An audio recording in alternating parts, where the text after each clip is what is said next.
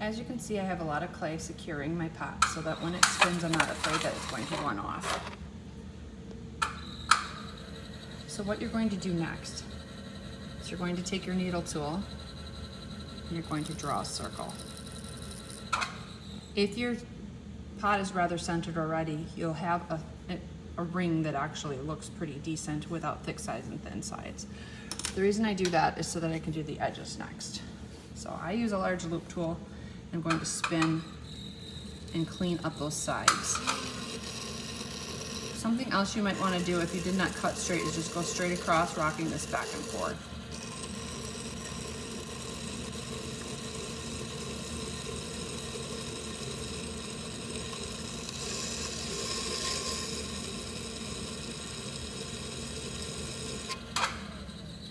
As you go along, you'll want to dust some of those crumbs off so that they don't stick to your pot again.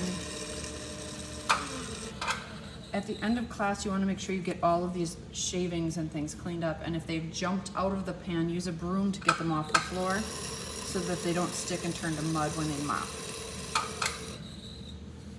So I can still see my ring and I've cleaned up the sides. The next thing that I'm going to do is I'm going to switch my loop tool onto its edge, and all I'm going to do is draw a line, a straight horizontal line, really slow as my wheel spins rather fast. And then I'm going to stop when I get to the foot that I made. I can also turn it on its side again, getting these crumbs out of the way.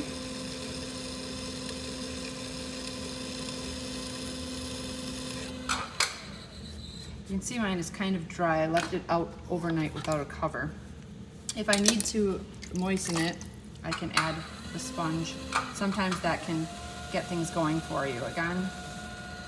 Then I'm going to switch to my smaller loop tool and do the same thing. Straight line over to the edge.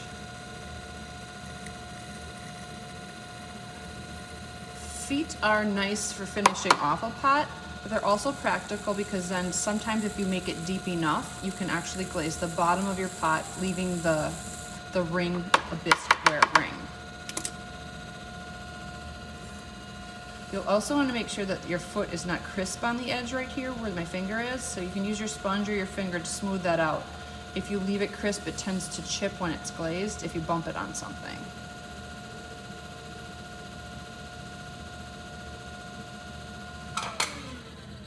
And that is how you trim a pot. You can also get to the edges as you go, nice and smooth.